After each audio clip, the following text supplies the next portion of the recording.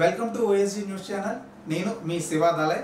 వర్షాకాలం మొదలైందంటే ఎక్కువ శాతం పిల్లల్లో విషజ్వరాలు మొదలయ్యి చాలా అనారోగ్యానికి గురవుతుంటారు.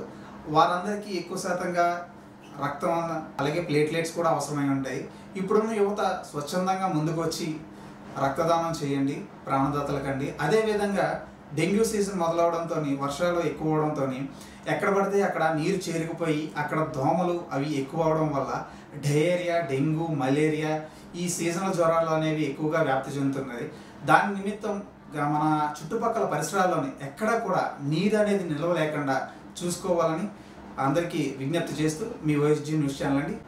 ఈరోజు దేశ సరిహద్దుల్లో మన కోసం తల్లిని, తండ్రిని, భార్యని, పిల్లల్ని అందరినీ వదిలి మన రక్షణ కోసం దేశానికి కాపు కాస్తూ మనం నిద్రించే విధంగా మన కోసం శ్రమిస్తున్న ఒక సైనికుని భార్య గారిని మనం ఇంటర్వ్యూ చేయబోతున్నాం. నమస్తే రామలక్ష్మి గారు. నమస్తే శివ గారు. మీ భర్త గారి కోసం మీ మాటల్లో చెప్పగలరా? తప్పకుండా అండి. మా హస్బెండ్ కుప్ప రాజశేఖర్ గారు. తన గురించి చెప్పాలంటే ఫస్ట్ తనకి 3 అన్నదమ్ములు. ఆ 3 అన్నదమ్ముల్లో తిను లాస్ట్ వాడు. తిను చదువును ఎలా స్టార్ట్ చేశాడో అనేది నేను 2 మాటల్లో చెప్పబోతున్నానండి. మా అత్తగారు అలాగే తిన ఫ్యామిలీ వచ్చి అందరూ అన్ఎడ్యుకేటెడ్ పీపుల్స్ అండి. అన్ఎడ్యుకేటెడ్ పీపుల్స్ అవడంతో మా హస్బెండ్ ఇరిగిపోయిన పలకతో పాఠశాలకు వెళ్ళేవారండి. ఆ ఇరిగిపోయిన పలకతో పాఠశాలలో 2 సంవత్సరాలు కూడా గడుపుతూనే వచ్చారు. ఆ 2 సంవత్సరాల వరకు మా అత్తమ్మ గారికి తెలియదు తను స్కూల్కి వెళ్తున్నట్టు వస్తున్నట్టు ఇవేమీ తెలియదండి.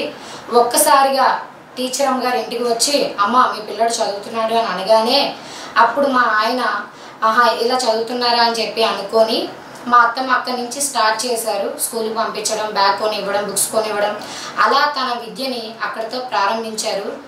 ముందుగా ఇతనికి జాబ్ వచ్చే ముందు తన లైఫ్ అయితే విలాసవంతమైన లైఫ్ అయితే కాదండి. ప్రతి ఒక్కరు అనుకునే విధంగా నిరుపేద కుటుంబంలోనే పుట్టారు, మధ్యతరగతి కుటుంబంలోనే పుట్టారు. పైగా అలా అందరి దగ్గర చూసి నేర్చుకున్నారండి విద్యని.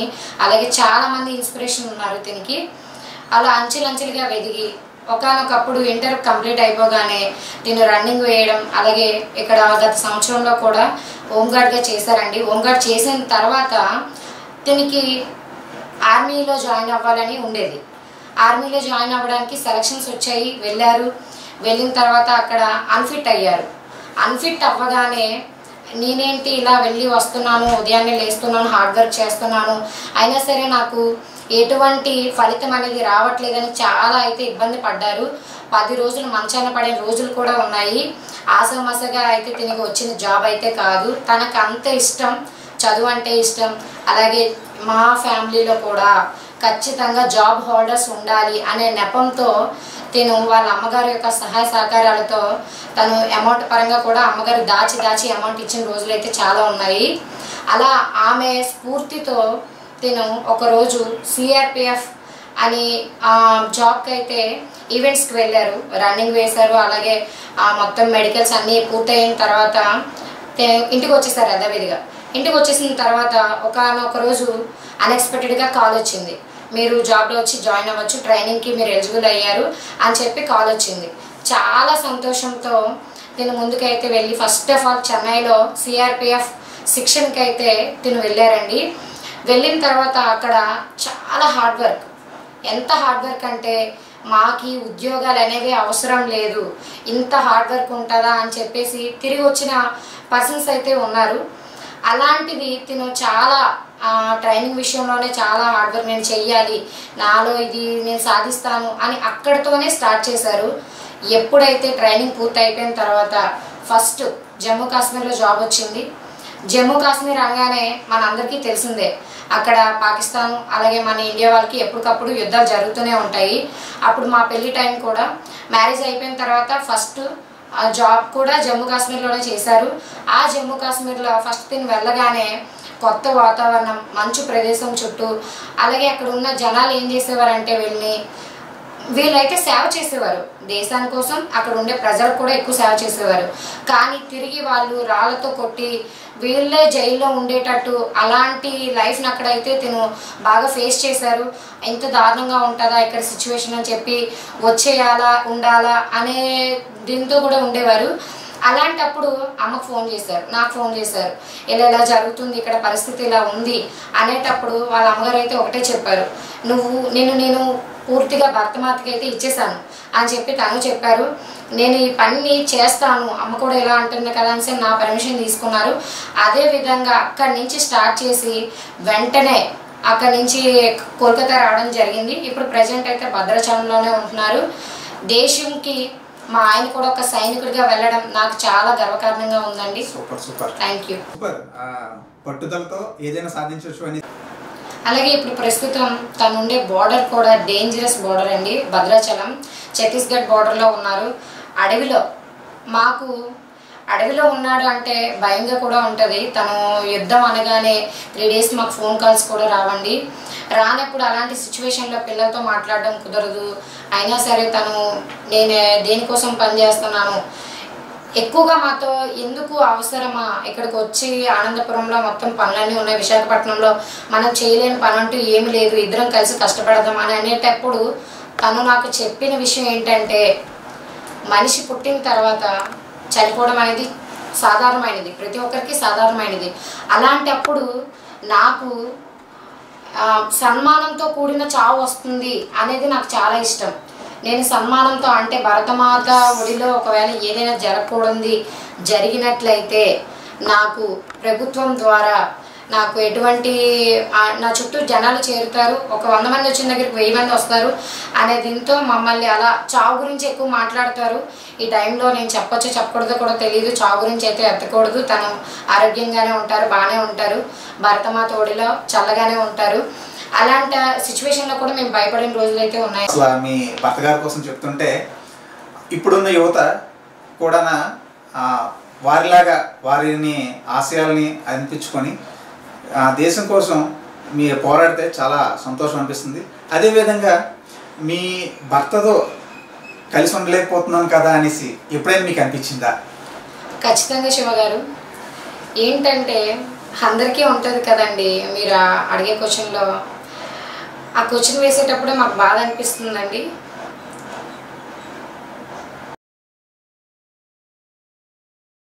వరకు తనకు కూడా నేను చెప్పని విషయం ఏంటంటే, మేము నిద్దట్లో కూడా ఏడ్చే రోజులు ఉన్నాయండి.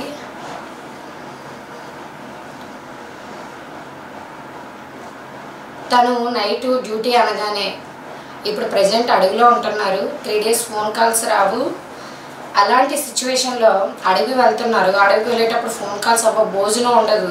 తిను ఫస్ట్ కూడా నడుస్తారనమాట. ఐ పవర్ నెక్స్ట్ ఏ పవర్ ఎక్కువ అని చెప్పేసి స్టార్టింగే నడుస్తారు. ఎటువైపు నుంచి ఏమొస్తుందో అని చెప్పి భయపడే రోజులు కూడా ఉన్నాయి మాకు. ఆ 3 days కూడా మాకు యుద్ధం చేస్తాం, ఎప్పుడు ఫోన్ కాల్ వస్తుంది అని. అలాగే పిల్లలు కూడా అడుగుతూ ఉంటారు, డాడీ బర్త్డేలకి లేరు, అలాగే పండగలకి లేరు అని చెప్పి అడుగుతూ ఉంటారు.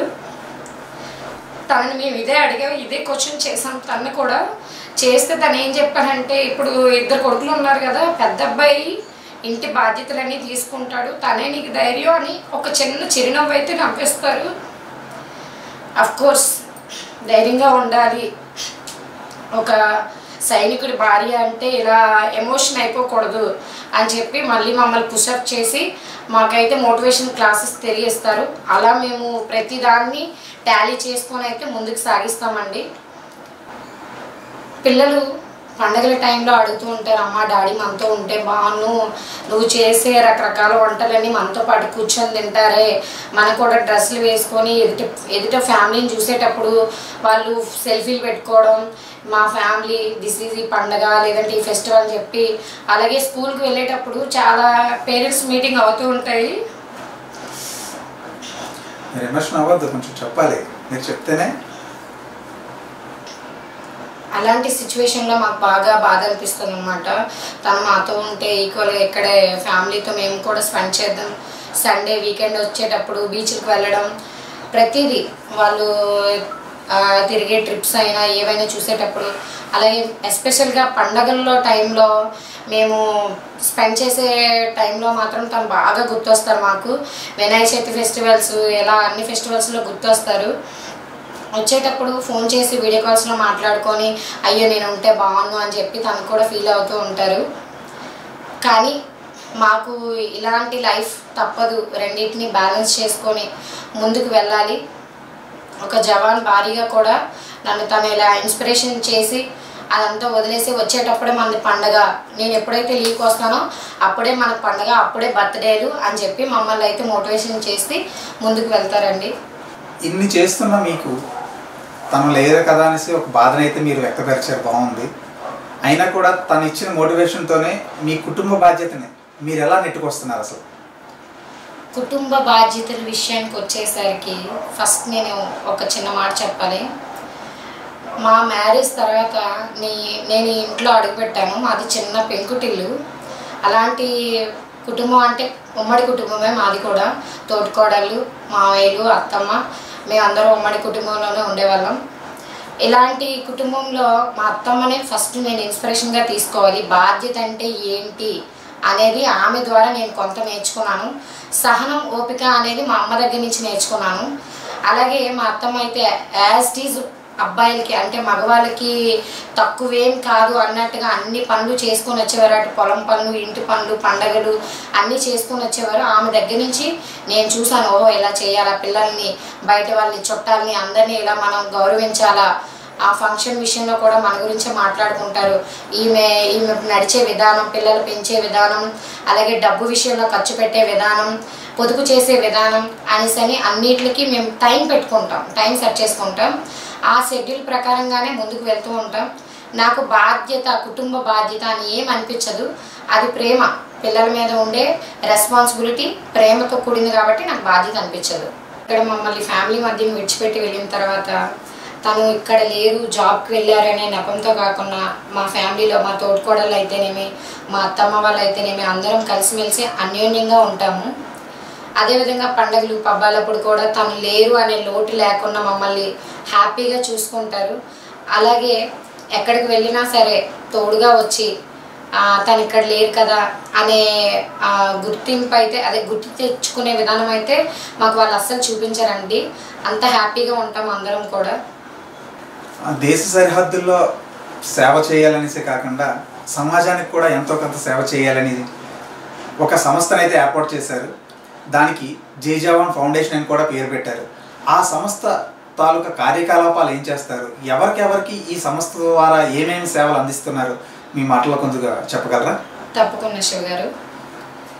ఫస్ట్ ఆఫ్ ఆల్ మేము ఈ జై జవాన్ ఫౌండేషన్ పెట్టడానికి గల కారణం, ఇంతవరకు మేము చెప్పాం కదా, అన్యోన్యమైన కుటుంబం, తల్లి అడుగుజాడల్లోనే మా హస్బెండ్ నడిచారు అని అన్నీ చెప్పాను కదా. మా అత్తమ్మ గారు క్యాన్సర్ వచ్చి అయితే చనిపోవడం జరిగింది. ఆమె క్యాన్సర్తో ఎంత బాధపడ్డారో, ఆమె ఓ నెగిటివ్ బ్లడ్ అండి, బ్లడ్ లేని సిచ్యువేషన్స్ కూడా మాకు ఉన్నాయి.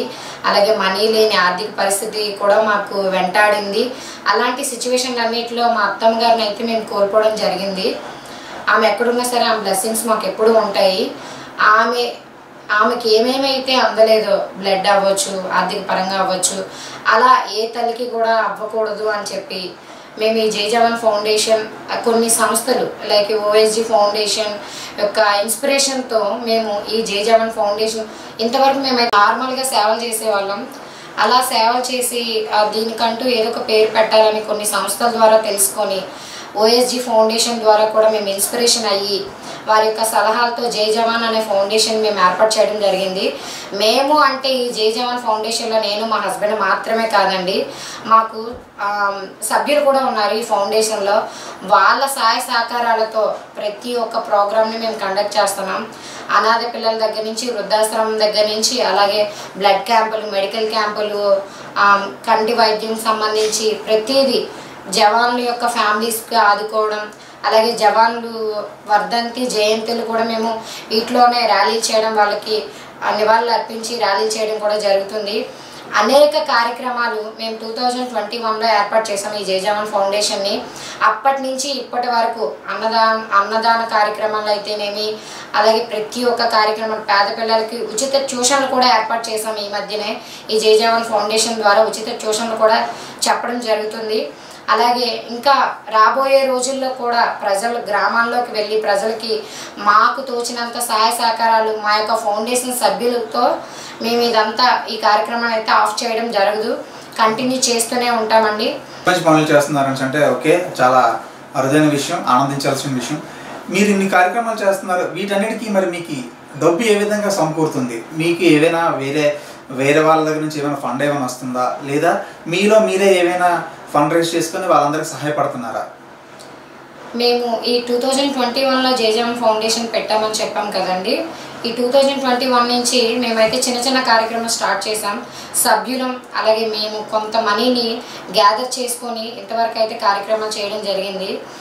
మాకు ఇంకేమైనా ఎవరి నుంచి అయినా అప్రోచ్ అయ్యి మమ్మల్ని అమ్మ మాకు ఈ ప్రాబ్లం ఉంది, మాకు హెల్ప్ చేయండి అనేటప్పుడు మేము ఆ యొక్క సమస్యని వాట్సాప్ స్టేటస్లో అలాగే గ్రూపుల్లో తెలిసిన ఫ్రెండ్స్కి అలాగే సోషల్ మీడియా ద్వారా మేము తెలియజేసి వాళ్ళు ఇచ్చే అమౌంట్తో పాటు మా జయజవాన్ ఫౌండేషన్ సభ్యులు కూడా కొంత అమౌంట్ని కలెక్ట్ చేసుకొని స్వయంగా ఎవరైతే పేషెంట్ ఉంటారో, ఎవరైతే ఆర్థిక పరిస్థితిలో కొంచెం బాధాకరంగా ఉంటున్నారో అలాంటి వాళ్ళకి స్వయంగా వెళ్ళి మేమే అందజేయడం కూడా జరుగుతుందండి.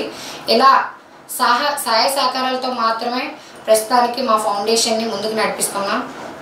ఇప్పటి వరకు మీరు ఎన్ని రక్తదాన శిబిరాలు పెట్టారమ్మా? ఇప్పటి వరకు మేమైతే 2 రక్తదాన శిబిరాలు పెట్టామండి. సూపర్. నెక్స్ట్ మెడికల్ క్యాంప్లు ఏమైనా పెట్టారా? పెట్టామండి.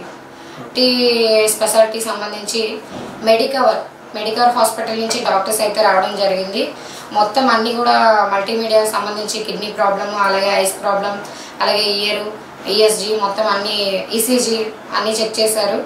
ఎవరైనా పేషెంట్లు క్యాన్సర్తో బాధపడే వాళ్ళు కూడా వాళ్ళే ఐడెంటిఫికేషన్ చేసి డాక్టర్స్ని కూడా అప్రోచ్ అయ్యేలా చేసామండి. ఓకే, సూపర్ అండి. మంచి చాలా అంటే మీకు ఈ రోజుతో మేము మాట్లాడుతుంటే మాకు చాలా ఆనందం అనిపిస్తుంది. ఇటువంటి అంటే ఏ విధంగా అంటే సమాజంలోని కేవలం దేశానికే కాదు సమాజానికి కూడా ఎంతో కొంత ఉపయోగపడాలనేసి మీ యొక్క సంస్థతో పాటు మీరు అందరినీ చాలా చక్కగా చూసుకుంటున్నారు. దానికి మీకు చాలా ధన్యవాదాలు మేడం. ప్రవృత్తిగా ఉపాధ్యాయురాలుగా ఒక సంస్థలో పనిచేస్తున్నారని కూడా తెలిసింది.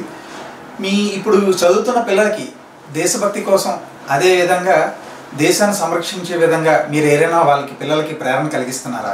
నేను ప్రైవేట్ ఉద్యోగినండి, ప్రైవేట్ టీచర్గా పనిచేస్తున్నాను. ఇదే ఆనందపురంలో శ్రీ భారతి విద్యానికేతన్ ఇంగ్లీష్ మీడియం స్కూల్లో వర్క్ చేస్తున్నాను.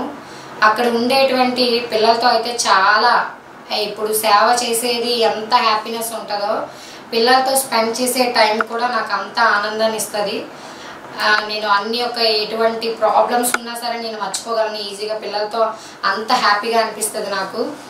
మీరు ఇప్పుడు అడిగే క్వశ్చన్లో పిల్లలకి నేను ఎలా ప్రేరేపిస్తున్నాను అనేది దేశం కోసం, ఫస్ట్ నేను వాళ్ళని అమ్మ మీరు పెద్ద అయితే ఏమవుతారు అనే క్వశ్చన్ ప్రతి ఒక్క మనల్ని కూడా మన టీచర్ అడిగిన రోజులు ఉన్నాయి. మీరు ఏమవుతారమ్మా అంటే నేను టీచర్ అవుతాను, నేను డాక్టర్ అవుతాను, నేను పోలీస్ అవుతాను, నాకు అది అంటే ఇష్టం అని చెప్పి ప్రతి ఒక్కరు ఆన్సర్ చేస్తారు కదా. అలా కొంతమంది విద్యార్థులు కూడా నాకు ఆన్సర్ చెప్పిన రోజులు అయితే ఉన్నాయి.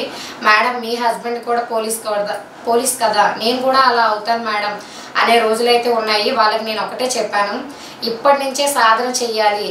కొంచెం 10th క్లాస్ 9th క్లాస్ పిల్లలు అయితే రన్నింగ్ అది బాగా నేర్చుకోవాలి నాన్న, బాడీ ఫిట్గా ఉండాలి, మీరు ఫుడ్ అది మంచిగా తీసుకోవాలి అని చెప్పి ప్రేరేపించడం జరుగుతుంది, వాళ్ళకి ప్రేరణ ఇవ్వడం జరుగుతుంది.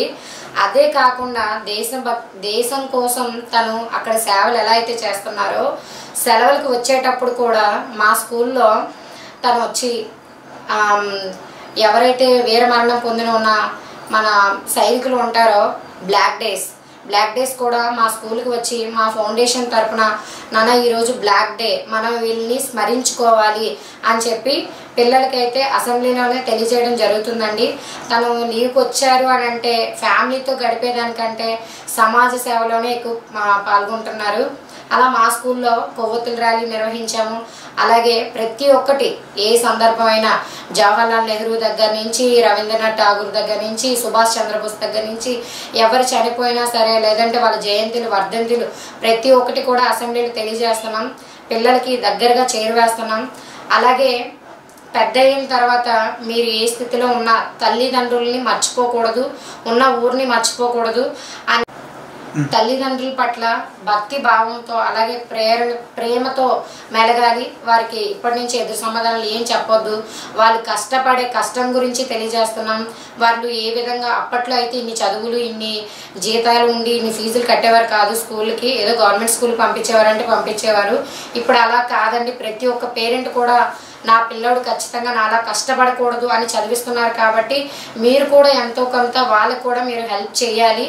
ప్రతిదీ డబ్బు గురించి తెలుసుకోవాలి, అలాగే వాళ్ళు పడే కష్టం గురించి కూడా మీరు తెలుసుకోవాలని నేనైతే ప్రేరేపించడం అలాగే వాళ్ళ మోటివేషన్ చేయడం జరుగుతుందండి. పళ్ళున్న చెట్టుకే రాళ్ళదబ్బులు అంటారు.